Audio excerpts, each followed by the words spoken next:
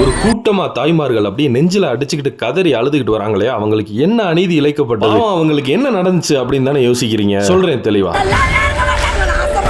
கடலூர் மாவட்டம் பள்ளிப்பட்டு அப்படின்ற ஒரு பகுதியை சேர்ந்தவர் தான் ஜனார்த்தனன் அப்படின்னு ஒரு நபர். கடந்த 2019ஆம் ஆண்டு நடந்த உள்ளாட்சி தேர்தல்ல அந்த பள்ளிப்பட்டுன்ற ஊரோட ஊராட்சி மன்ற தலைவர் பதவிக்கு பாத்தீங்கன்னா ஒருத்தர் போட்டியிடுறாரு. அவர் பேர் ராமச்சந்திரன். அவருக்கு பாத்தீங்கன்னா அந்த எலெக்ஷன்ல உதவி செஞ்சிருக்காப்ல ஜனார்த்தனன். சோ அந்த ஜனார்த்தனன் ஆதரவு கொடுத்தாருல அந்த ராமச்சந்திரன்ற நபர் பாத்தீங்கன்னா அந்த உள்ளாட்சி தேர்தல்ல வெற்றி பெற்றாரு. எதிர்த்து போட்டியிட்ட நபர் இருக்காப்ல ரவி, அவரோட ஆதரவாளர்கள் பாத்தீங்கன்னா அந்த ஜனார்த்தனன் மேலையும் அவரோட ஆதரவாளர்கள், அதாவது ஜெயிச்சார்ல அந்த கேண்டிடேட்டோட ஆதரவாளர்கள் மேல அப்படியே கோவத்திலே தெரிஞ்சிருக்காங்க. அது ஒரு பகையாவே உருவாயிருக்கு. அந்த பகை பாத்தீங்கன்னா வளர்ந்து போயிட்டே இருந்திருக்கு. 2020 ஏப்ரல் மாசம் அந்த ஜனார்த்தனன் அவரோட தம்பி கமலக்கண்ணனோட ஒரு இடத்துல நின்று பேசிட்டு இருக்கும்போது அப்ப இதாண்டா சமயம்னு சொல்லிட்டு அந்த தோத்து போன கேண்டிடேட்டோட ஆளுங்க இருக்காங்க, அதாவது உலகநாதன் அப்படின்றவரோட குரூப் பாத்தீங்கன்னா இந்த ரெண்டு பேர் மேலையும் கொலைவெறி தாக்குதல் நடத்துறாங்க. அதாவது ஜனார்த்தனனும் கமலக்கண்ணன் மேலையும். அதுல கமலக்கண்ணனுக்கு படுகாயம் ஏற்படுது. உடனே ஹாஸ்பிட்டல் கூட்டு போறாங்க. ஆனா சிகிச்சை பலனின்றி அவர் இறந்து போயிடுறாரு. சோ அதை வந்து ஒரு கொலை அப்படின்னு சொல்லி போலீஸ் வந்து வழக்கு பதிவு பண்றாங்க. அதுல 10 பேரை அரெஸ்ட் பண்றாங்க. அதுல ஒரு ஆள் சிவராமன்றவர் வந்து இறந்து போயிடுறாப்புல. மிச்சம் 9 பேருக்கு வந்து இப்போதான் பாத்தீங்கன்னா அந்த குற்றம் நிரூபிக்கப்பட்டு அவங்களுக்கு ஆயுள் தண்டனை வழங்கியிருக்காங்க அந்த 9 பேருக்கு. இப்ப நீங்க பாத்தீங்களா ஆரம்பத்துல அந்த நாசமா போயிருவாங்க அப்படி இப்படின்னு கத்திக்கிட்டு ஒரு லேடிஸ் எல்லாம் கூடாங்கல்ல, அவங்க எல்லாரும் கொலையாளிகள். அந்த 9 பேர் குற்றவாளிகள் இருக்காங்கல்ல, அவங்களோட தாய்மார்கள், குடும்பத்தார்கள். உங்களுக்கு இப்போ ஒண்ணு தோணும், அதை நான் சொல்ல விரும்பல, ஆனா அந்த அவங்க நெஞ்சில் அடிச்சுட்டு அழுதை பார்த்து உங்களுக்கு பதிலுக்கு ஒண்ணு சொல்லணும்னு தோணி இருக்கும். அது என்ன தோணுச்சு அப்படின்றத கமெண்ட்ல சொல்லிட்டு போங்க.